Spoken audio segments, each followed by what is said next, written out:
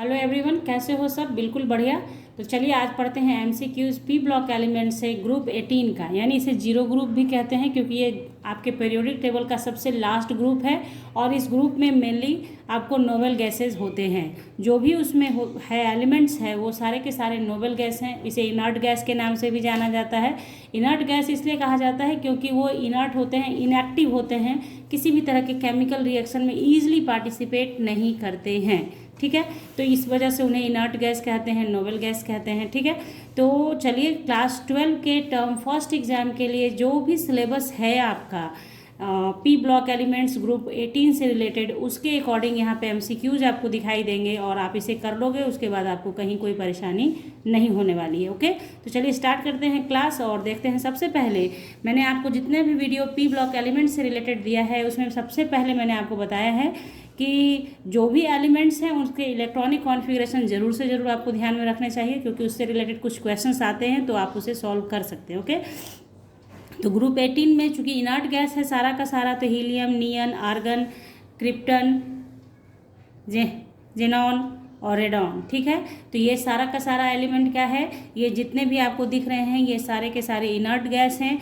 क्यों inert gas हैं? क्योंकि इनएक्टिव हैं। और इनएक्टिव क्यों हैं? क्योंकि इनका जो आउटर मोस्ट सेल है उसमें 8 इलेक्ट्रॉन कंप्लीट है, यानी कि इसका ऑक्टेट कंप्लीट होता है। दैट्स वाई ये पार्टिसिपेट नहीं करते हैं केमिकल रिएक्शन में, क्योंकि हम लोग ये जानते हैं कि जिस एलिमेंट के पास ऑक्टेट कंप्लीट नहीं होता है दे पार्टिसिपेट इन केमिकल रिएक्शन, यानी कि वो क्या करते हैं, या तो ट्रांसफ़र ऑफ इलेक्ट्रॉन करते हैं, गेन ऑफ इलेक्ट्रॉन करते हैं, लॉस ऑफ इलेक्ट्रॉन करते हैं, अदरवाइज शेयरिंग ऑफ इलेक्ट्रॉन करते हैं। लेकिन इन सब का क्या है, ऑक्टेट कंप्लीट है, दैट्स वाई ये पार्टिसिपेट नहीं करते इन रिएक्शन। ओके, तो देखिए यहाँ पे हीलियम का तो 2 होता है इलेक्ट्रॉन, तो 1s2 हो गया। नियन का देखिए, जैसे जो आपका पहला इनर्ट गैस है उसके कॉन्फ़िगरेशन हीलियम 2 हो गया।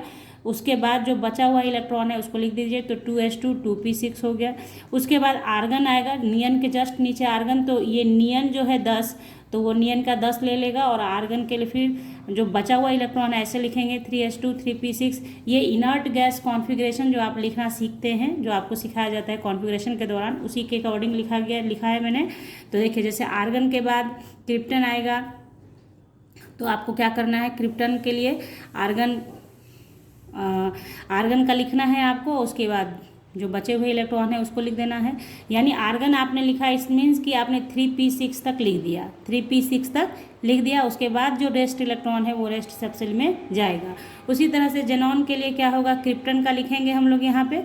क्रिप्टन का 36 पूरा हो गया। अब 36 के बाद जो बचे हुए इलेक्ट्रॉन हैं, यानी आपके 18 इलेक्ट्रॉन बच रखे हैं, तो उसको आपको भरना है इसमें। ठीक है, तो इस तरीके से मैंने लिखा है, ये सिर्फ समझाने के लिए कि आपका इनर्ट गैस कॉन्फ़िगरेशन कैसे दिया जाता है। मेनली यहाँ पे पर्पस ये है कि आप लास्ट का सब सेल देखेंगे कि ये हमारा सब जगह क्या देख रहे हैं, S2P6 S2P6 S2P6 S2P6 S2P6। ये कॉन्फ़िगरेशन का मेन पार्ट है कि ये जिसमें है यही कॉन्फ़िगरेशन इंडिकेट करता है कि इनर्ट गैस है। तो इसी से रिलेटेड क्वेश्चन, मैंने पहला क्वेश्चन इसी से रिलेटेड दिया है ताकि आप समझ सकें कि किस तरीके से आपका क्वेश्चन इससे रिलेटेड यानी कॉन्फ़िगरेशन से रिलेटेड आ सकता है। तो पहला क्वेश्चन आप देख लें, which configuration represents a noble gas, है ना। इसमें से कौन सा कॉन्फ़िगरेशन है जो नोबल गैस को रिप्रेजेंट करता है? तो जस्ट मैंने आपको बताया जिसके लास्ट में S2P6 होगा वो कॉन्फ़िगरेशन होगा। तो यहाँ आप देख रहे हैं कि इसमें 3s2 है लास्ट में, ये नहीं हो सकता है। 3p5 है, ये भी नहीं हो सकता है। यहाँ आप देख रहे हैं कि 3s2 3p6 है, और यहाँ पे क्या है, लास्ट वाले में 4s2 है, तो p6 तो गायब है ना, इसलिए ये भी नहीं होगा। तो कौन सा होगा, C होगा। तो ध्यान रखिए, बस लास्ट में S2P6 होगा तो आपका कॉन्फ़िगरेशन वो किसके जैसा हो जाएगा, इनर्ट गैस की तरह होगा। ओके, ऐसे भी इसको जब आप ऐड ऑन करोगे तो कितना हो जाएगा, ये आर्गन है आपका 18 होगा इसका। ओके, नाउ आगे बढ़ते हैं हम लोग, देखते हैं question number 2। Among the following which has lowest boiling point, यानी ये जो इनर्ट गैस दिया हुआ है इसमें से लोएस्ट बॉइलिंग पॉइंट किसका है। तो बॉइलिंग पॉइंट का कैसे होता है, boiling point of inert gas increases with increase in atomic weight, यानी जैसे जैसे एटॉमिक वेट इंक्रीज करता है इनर्ट गैस का बॉइलिंग पॉइंट इंक्रीज करता है। तो इसमें जिसका आपका सबसे कम है एटॉमिक वेट, उसका बॉइलिंग पॉइंट भी लोएस्ट होगा, यानी यहाँ पे हमारा कौन सा जाएगा, हीलियम, क्योंकि हीलियम का एटॉमिक वेट सबसे कम, एटॉमिक वेट कम तो बॉइलिंग पॉइंट भी कम। यहाँ ज़्यादा तो पूछा नहीं है, आपको सिर्फ ध्यान में रखना है जैसे जैसे एटॉमिक वेट बढ़ता है वैसे वैसे बॉइलिंग पॉइंट भी बढ़ता है, तो जिसका कम है उसका बॉइलिंग पॉइंट कम होगा, लोएस्ट होगा। ओके, नाउ आगे बढ़ते हैं हम लोग। ये जो क्वेश्चन है, नेक्स्ट क्वेश्चन, ये आप लोगों ने बहुत क्लास 10 में भी पढ़ रखा होगा, लेकिन चूंकि इनर्ट गैस से रिलेटेड क्वेश्चन है इसको एक बारी रिवीजन कर लेते हैं हम लोग। Which gas is filled in electric bulbs, O2, N2, argon, helium. तो आर्गन भरा जाता है आपके इलेक्ट्रिक बल्ब में, ध्यान रखिए आर्गन भरा जाता है इलेक्ट्रिक बल्ब में। ओके, आगे बढ़ते हैं। देखिए नेक्स्ट क्वेश्चन है हमारा, बहुत इंपॉर्टेंट क्वेश्चन है ये। The gas used for inflating the tyres of aeroplane, यानी एरोप्लेन के टायर्स में कौन सा गैस भरा जाता है। तो ये तो क्लियर है कि भरा जाता है इसमें इनर्ट गैस ही, तो कौन सा भरा जाता है, H2, He, N2, आर्गन।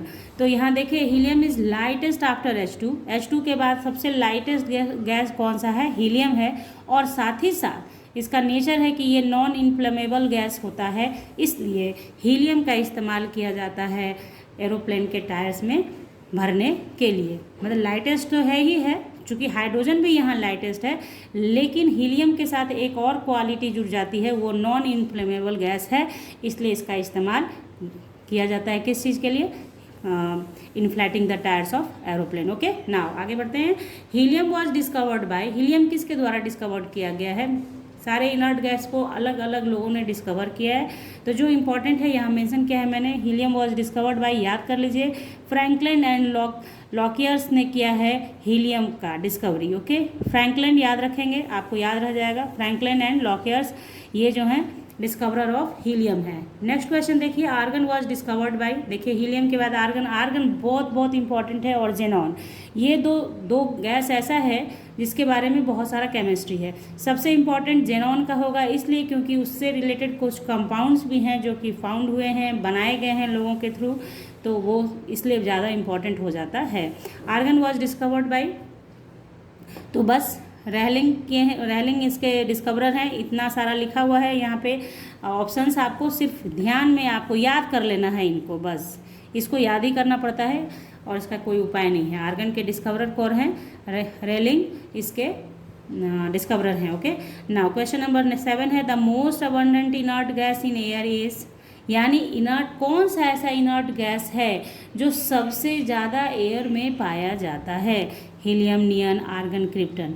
तो आर्गन ऐसा गैस है जो 1% पाया जाता है एयर में, तो argon is about 1% in air, the most abundant inert gas in atmosphere. यानी आपको मैंने कहा कि आर्गन बहुत इंपॉर्टेंट है, इलेक्ट्रिक बल्ब में इसका यूज़ होता है, सबसे ज़्यादा एयर में पाया जाने वाला इनर्ट गैस भी आर्गन है। तो इस तरीके से बस एक बारी आपको सुनते चले जाना है बच्चों, 25 क्वेश्चंस आपके कंप्लीट हो जाएंगे, और इसी से 25 में से आपको क्वेश्चंस आएंगे भी, MCQs। ओके, आगे देखिए, the gaseous mixture used by divers for respiration is, बहुत important, most important. Okay, the gaseous mixture used by divers for respiration, N2O2 mixture, helium O2 mixture, argon O2 mixture, neon O2 mixture.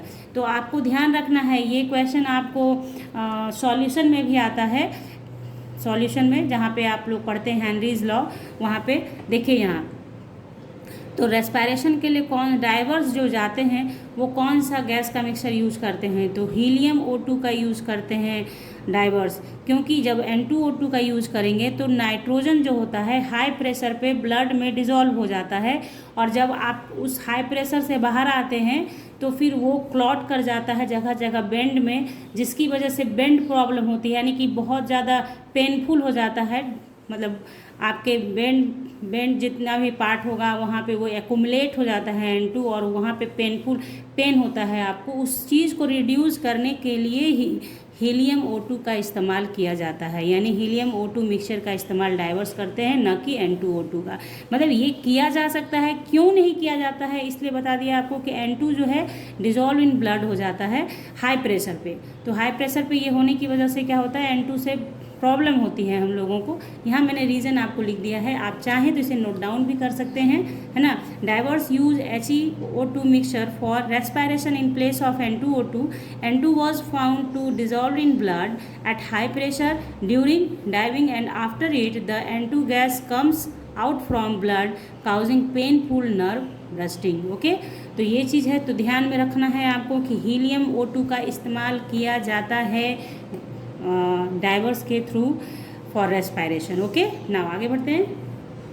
यहाँ देखिए question number 9, XeF4 xenon tetrafluoride is tetrahedral, square planar, pyramidal, octahedral. ये question आपने देख लिया। उसके just नीचे question number 10 मैंने दिया है, XeF2 यानी xenon difluoride is linear, angular, trigonal, pyramidal. तो ये आपने देख लिया। अब हम लोग इसको कैसे बनाना है, जैसे यहाँ पे मैं आपको सिर्फ बता दूंगी कि हाइब्रिडाइजेशन sp3d2 हाइब्रिडाइजेशन पाया जाता है XeF4 में जेनॉन का। तो इसका क्या होता है कि sp3d2 का मतलब है कि ऑक्टाहेड्रल शेप होगा, लेकिन वेस्पर थ्योरी के अकॉर्डिंग ऑक्टाहेड्रल शेप नहीं होकर स्क्वायर प्लेनर होता है, ताकि लोन पेयर रिपल्सन को कम किया जा सके। ओके, तो उसके लिए तो ये होता कैसे है ये मैं आपको अभी बता देती हूँ। इन दोनों का एक साथ ही बता दूंगी, तो दोनों का आंसर आपको मिल भी जाएगा। ओके, तो यहाँ देखिए जेनन का आपका इलेक्ट्रॉनिक कॉन्फिगरेशन जो मैं स्टार्टिंग में बताया है ऐसा है, ठीक है। तो इस कंडीशन में तो बॉन्डिंग नहीं होगा क्योंकि पूरा ऑर्बिटल फुलफिल है, ठीक है। तो इसमें क्या करते हैं कि जेनन को एक्साइटेड स्टेट में ले जाते हैं, एक्साइटेड स्टेट। तो जब एक्साइटेड स्टेट फर्स्ट होगा, एक्साइटेड करते हैं, तो ये क्या हो जाएगा आपका, देखिए ये सारा चीज़ नहीं लिखना है आपको कि 5s और 5p के बाद 5d होगा। तो ध्यान रखिए 5s2 5p6 और क्या है 5d आएगा। अब एक इलेक्ट्रॉन इससे एक्साइटेड होकर इसमें जाएगा, तो हो जाएगा हमारा क्या 5p5 5d1। तो ये फर्स्ट एक्साइटेड स्टेट हुआ। इस केस में जब आप देखेंगे तो 5s के लिए एक ऑर्बिटल बनाएंगे, 5p के लिए 3 बनाएंगे आप, और 5d के लिए 5 ऑर्बिटल बनाएंगे, 5, ठीक है। अब देखिए यहाँ पे तो इसमें तो पूरा इलेक्ट्रॉन भरा है, तो भर दिया आपने। उसके बाद आपको यहाँ पे क्या करना है, देखिए 1 2 3 4 5, एक ये खाली रह गया और एक इसमें आ गया है, इलेक्ट्रॉन ट्रांसफ़र हो गया यहाँ से। तो आप क्या देख रहे हैं, एक यहाँ ये वैकेंट हो गया, एक ये वैकेंट हो गया। तो यहाँ पे अब आपका फ्लोरीन आ सकता है अपना इलेक्ट्रॉन लेके, फ्लोरीन अपना इलेक्ट्रॉन लेके आ सकता है। तो ये एक्साइटेड स्टेट फर्स्ट है, एक्साइटेड स्टेट फर्स्ट, ठीक है। तो एक्साइटेड स्टेट फर्स्ट में ये हुआ, तो यहाँ बनेगा क्या XeF2। तो XeF2 जब बनेगा तो इसमें आप देख रहे हैं कि 3 लोन पेयर बचा रह गया है ना। तो इसका जो शेप होगा वो इस तरीके से होगा, देखिए X रहे, XE है बीच में।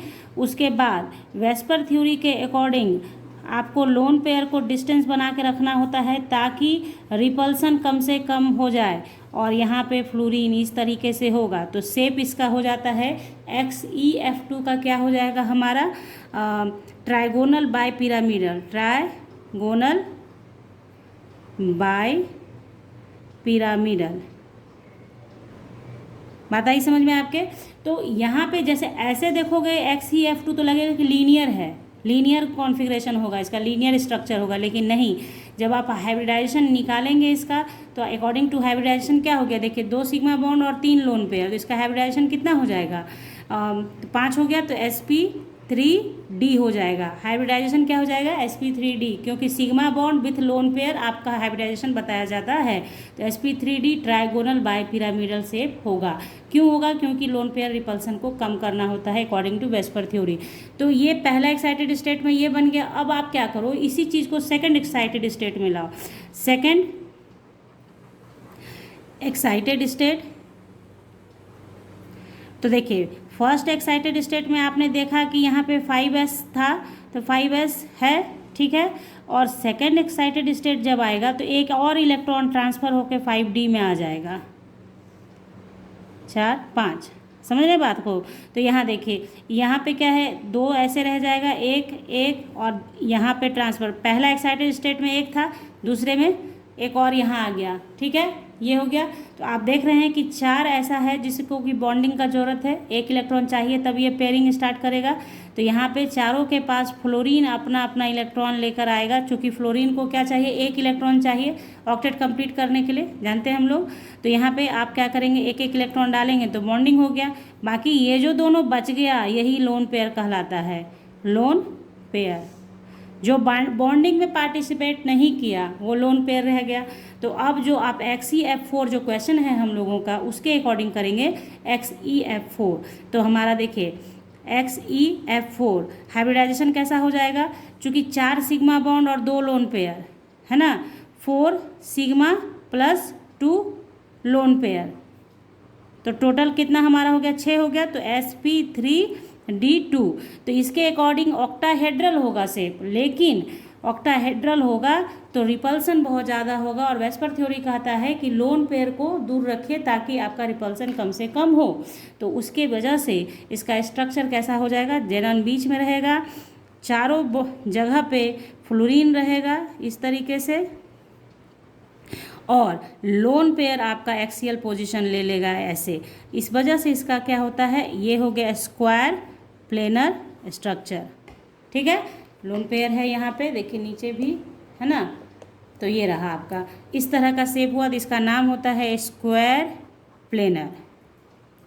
ठीक है, तो इतना मैंने इसलिए बताया है आपको क्योंकि ये बहुत इम्पॉर्टेंट होता है जेनन का कंपाउंड को पढ़ लेना, समझ लेना। ठीक है, तो ये मैंने बता दिया आपको। अब आपके लिए कोई भी क्वेश्चन टफ नहीं होगा इससे रिलेटेड, अगर आएगा तो हाइब्रिडाइजेशन से काम हो जाएगा आपका। ठीक है, तो चलिए ऑप्शन मार लेते हैं जल्दी से। देखिए क्वेश्चन नंबर 9 का हमारा क्या जाएगा, स्क्वायर प्लेनर। ठीक है, उसके बाद देखिए XeF2 का क्या जाएगा, ट्राइगोनल बाई पिरामिडल था, यहाँ पे आप लिख दें बाय पिरामिडल, तो हमारा क्या होगा ट्राइगोनल बाई पिरामिडल, तो ऑप्शन हमारा सी जाएगा। ठीक है, तो हमारा दोनों क्वेश्चन बन गया और आपने डिटेल में समझ भी लिया कि कैसे करना है। Okay, which is mono atomic, इसमें से मोनो एटॉमिक कौन है, ऑक्सीजन, फ्लोरीन, नियन, नाइट्रोजन। तो देखिए ये ऑक्सीजन तो डाई एटॉमिक है, फ्लोरीन भी डाई एटॉमिक है, नियन ऐसा है जो इनर्ट गैस है, इसलिए ये मोनो एटॉमिक रहता है। ठीक है, इनर्ट है तो यही नहीं करेगा, बॉन्डिंग ही नहीं करेगा, दैट्स वाई मोनो एटॉमिक रहेगा।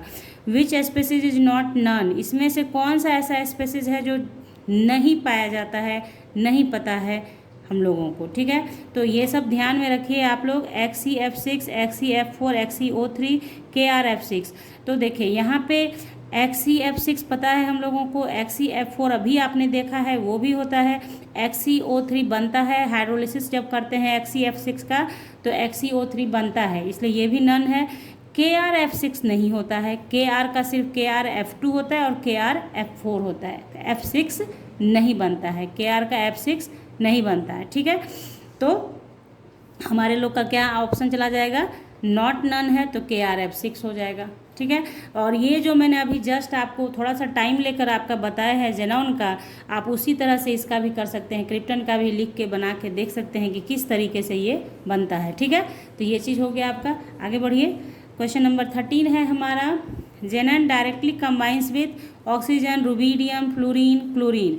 तो जेनन का अभी तक तो आप समझ ही चुके हैं कि जेनन सबसे ज़्यादा डायरेक्टली कंबाइन किससे करेगा, फ्लोरीन से करेगा, फ्लोरीन के साथ करेगा। ओके, नाउ नेक्स्ट देखते हैं हम लोग, radon was discovered by, radon क्यों रह जाता, रेडॉन का डिस्कवरी किसने किया है, तो याद कर लीजिए डॉर्न ने रेडॉन का आविष्कार किया है। रेडॉन में भी एन है लास्ट में, इनके डिस्कवरर के नाम में भी डॉर्न है। ठीक है, तो डॉर्न ने किया है डिस्कवरी किसका, रेडॉन का।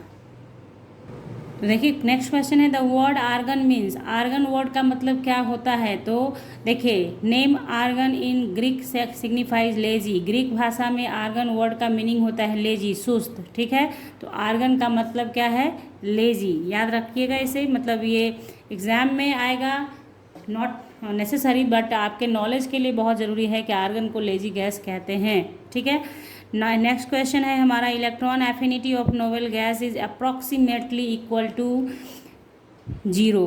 ठीक है, क्योंकि इलेक्ट्रॉन एफिनिटी का मतलब होता है इलेक्ट्रॉन गेन करने की टेंडेंसी, तो नोबेल गैस चूँकि पूरा पूरा भरा हुआ है, ऑक्टेट कंप्लीट है, दैट्स वाई वो इलेक्ट्रॉन गेन करना नहीं चाहता है, इसलिए इलेक्ट्रॉन एफिनिटी जो होता है, electron affinity for noble gas क्या हो जाता है, 0 होता है। ये मतलब ये स्टेटमेंट है पूरी तरह से, इसलिए साथ में ही बोला जाता है electron affinity for noble gases approximately equal to 0। Okay, तो यहाँ ऑप्शन 0 जाएगा आपका। नेक्स्ट क्वेश्चन है, the inert gas obtained from monazite sand is, तो मोनाजाइट सैंड से कौन सा इनर्ट गैस प्राप्त किया जाता है? तो ध्यान रखिए, हीलियम प्राप्त किया जाता है। Principal source of helium is monazite. Monazite जो है हीलियम का मेन सोर्स है, हीलियम प्राप्त करने का मेन सोर्स है monazite sand. Okay, next question है XeF6 on complete hydrolysis gives. ठीक है, XeF6 का जब आप हाइड्रोलिसिस करते हैं, कंप्लीट हाइड्रोलिसिस लिखा है यानी कि पूरी तरह से F6 को हटा देना है, हाइड्रोलिसिस करा देना है, तो क्या बनता है? तो अगर ध्यान में रखना है, याद करना है, तो XeO3 बनेगा। ठीक है, और ये सारे के सारे बनते हैं स्टेप बाय स्टेप। जैसे XeF6 पहले H2O से करेगा तो XeOF4 बनेगा, 2H निकल गया। फिर वाटर से हाइड्रोलिसिस हुआ तो XeO2F2, फिर 2 फ्लोरीन यहाँ से बाहर हो गया, अब 2 ही बचा है फ्लोरीन। फिर आप H2O से लाएंगे तो 2 ये ऐसे निकलता चला जाता है, ये बाहर चला गया, ये देखिए 2H अब बाहर हो गया और ये O इसके साथ आ गया XeO3। तो कंप्लीट हाइड्रोलिसिस जब आप XeF6 का करोगे तो क्या मिलेगा? XeO3 मिलेगा। नाउ नेक्स्ट क्वेश्चन देखिए, क्वेश्चन नंबर 19 है which noble gas has least tendency to form compound. तो देखिए हीलियम, नियन, क्रिप्टन, जेनॉन। तो आप देख रहे हैं कि क्रिप्टन का आपने देखा, जेनॉन का तो देखा ही, नियन भी कुछ हद तक करेगा, लेकिन सबसे कम टेंडेंसी कंपाउंड बनाने का किसका होगा? तो जिसका IP value due to highest IP electron are more tightly held with nucleus. तो जिसका IP वैल्यू बहुत ज़्यादा होगा तो आप उसके इलेक्ट्रॉन को एक्साइटेड नहीं कर पाएंगे, उसके इलेक्ट्रॉन से किसी तरह का छेड़छाड़ नहीं कर पाएंगे, तो इसलिए वो कंपाउंड का फॉर्मेशन नहीं देगा। तो उसका आंसर कौन होगा? हीलियम। हीलियम चूँकि छोटा है, उसका IP वैल्यू ज़्यादा होगा, उसका इलेक्ट्रॉन न्यूक्लियस से ज़्यादा टाइटली बॉन्डेड होगा, दैट्स वाई आप इसका कंपाउंड नहीं देखते हैं, इसलिए आंसर होगा हमारा हीलियम। ओके, तो देखिए 20 नंबर क्वेश्चन है electronegativity of inert gas is high, low, negative, zero. तो इलेक्ट्रोनिगेटिविटी क्या होगा? ज़ीरो होगा। ठीक है, इलेक्ट्रोनिगेटिविटी ज़ीरो होगा। इलेक्ट्रॉन को अपनी तरफ खींचने की टेंडेंसी नहीं होती, इसको इलेक्ट्रॉन से कोई मतलब ही नहीं होता है क्योंकि ये कम्प्लीटली फिल्ड होता है, इसलिए ये भी ज़ीरो होगा। नेक्स्ट क्वेश्चन है boiling point and melting point of inert gases are low, high, very low. तो देखिए बॉइलिंग पॉइंट और मेल्टिंग पॉइंट का क्या है यहाँ पे, चूँकि इसका सब कुछ 0 0 0 है तो बॉइलिंग पॉइंट और मेल्टिंग पॉइंट भी वेरी लो होगा। ठीक है, क्योंकि ये बॉन्डिंग करेगा नहीं, किसी से बॉन्डिंग नहीं करेगा, किसी तरह का रिएक्शन नहीं करेगा, तो इसका बॉइलिंग पॉइंट और मेल्टिंग पॉइंट क्या हो जाएगा? लो हो जाएगा, वेरी लो हो जाएगा, बहुत कम हो जाएगा। The first noble gas compound obtained was, अब देखिए ये बहुत इंपॉर्टेंट क्वेश्चन है, the first noble gas compound obtained was. अब नोबेल गैस का कंपाउंड जो पहला नोबेल गैस का कंपाउंड जो बनाया गया वो कौन है इसमें से? तो चूंकि ये पहला है इसलिए याद रखना आसान होता है। जैसे ऑर्गेनिक कंपाउंड में हम लोग पढ़ते हैं कि यूरिया पहला ऑर्गेनिक कंपाउंड है जो लेबोरेटरी में तैयार किया गया, याद रह जाता है, उसी तरीके से यहाँ पे है। तो देखिए जेनन को जब PTF6 के साथ आप कंबाइन कराते हैं तो बनता है एक रेड ऑरेंज क्रिस्टलाइन सॉलिड जो कि XePTF6 कहलाता है। ये एक कॉम्प्लेक्स कंपाउंड होगा, कॉम्प्लेक्स कंपाउंड है जो पहला इनर्ट गैस के साथ बनाया गया। तो जेनन ही सबसे ज़्यादा इम्पॉर्टेंट है आपके इनर्ट गैस के अंदर। इनर्ट गैस जेनन का यूज़ करके PTF6 के साथ जब रिएक्शन कराया जाता है तो एक रेड ऑरेंज क्रिस्टल मिलता है जिसका नाम होता है XePTF6। ठीक है, तो ये ध्यान में रहेगा आपको, प्लैटिनम हेक्साफ्लोराइड के साथ रिएक्शन कराया जाता है। ठीक है, नेक्स्ट क्वेश्चन है नोबेल गैस पजेजेस। तो नोबेल गैसेस जो होते हैं इसमें से कौन सा प्रॉपर्टीज़ रखते हैं? हाई आयोनाइजेशन पोटेंशियल, आपने देखा होता है, चूँकि बहुत स्ट्रॉन्ग होता है बॉन्डिंग, इसलिए आपको बहुत इलेक्ट्रॉन को एक्साइटेड कराने के लिए बहुत एनर्जी खर्च करनी होती है इलेक्ट्रॉन को एक्साइट करने के लिए। ठीक है, जैसे जेनन का एक्साइटेशन होता है तो ऐसे ही फ्री में थोड़ी होता है, उसको आप एनर्जी देते हैं, एनर्जी देने के बाद इलेक्ट्रॉन जंप करता है। ओके, तो देखिए पहला हो गया high ionization potential, zero electron affinity, तो आपने देखा है कि जीरो इलेक्ट्रॉन एफिनिटी भी होता है। हाई इलेक्ट्रिकल कंडक्टेंस जैसे कि आर्गन शो करता है, आप देख रहे हैं। तो इसमें से कौन सा ऑप्शन सही लग रहा है? ऑल सही जाएगा, क्योंकि ये सारे के सारे गुण हैं नोबेल गैसेस के अंदर। ठीक है, नोबेल गैसेस के अंदर ये गुण पाए जाते हैं। Okay, now question number next देख लीजिए 24 है, the oxidation state of xenon in XeF2 is. अब XeF2 में ऑक्सीडेशन स्टेट ऑफ जेनॉन कितना है, तो देखिए फ्लोरीन का फिक्स है, आपको पता है जिसका फिक्स होता है उसको ले लिया जाता है। जैसे फ्लोरीन का -1 होता है तो Xe का x मान लीजिए प्लस 2 इंटू -1 इक्वल्स टू 0, तो x इक्वल टू -2 बराबर 0, यानी x बराबर +2। तो कौन सा जाएगा, यानी कि जनन का कितना हो गया आपका ऑक्सीडेशन स्टेट +2। ठीक है। नेक्स्ट क्वेश्चन है which has same electronic configuration as inert gas. अब ये क्वेश्चन दे देगा तो इसमें से कौन ऐसा दिख रहा है आपको जिसका कि configuration same as inert gas है, इनर्ट गैस के जैसा कॉन्फ़िगरेशन हो जाएगा। तो इसमें ज़्यादा माथापच्ची नहीं करेंगे आप कि हाँ अब सारे का कॉन्फ़िगरेशन लिखने का नीड नहीं है, उतना टाइम नहीं होता है। आपको क्या करना है, यहाँ पे Ag3+ है तो देखिए 47 होता है इसका, तो +3 का मतलब है कि 3 इलेक्ट्रॉन यहाँ से निकल गया, तो हो गया हमारा कितना 44। ओके। कॉपर का 29 होता है, +2 का मतलब है 2 इलेक्ट्रॉन चला गया तो 27 हो गया। पीबी का आपका लेड का कितना होता है 82 होता है, तो 82 में से 2 हटा दीजिए, सॉरी 82 में से 4 हटा दीजिए इसलिए क्योंकि 4+ है, तो हमारा हो जाएगा 12 में से 4 जाएगा 8, तो ये हो जाएगा 78।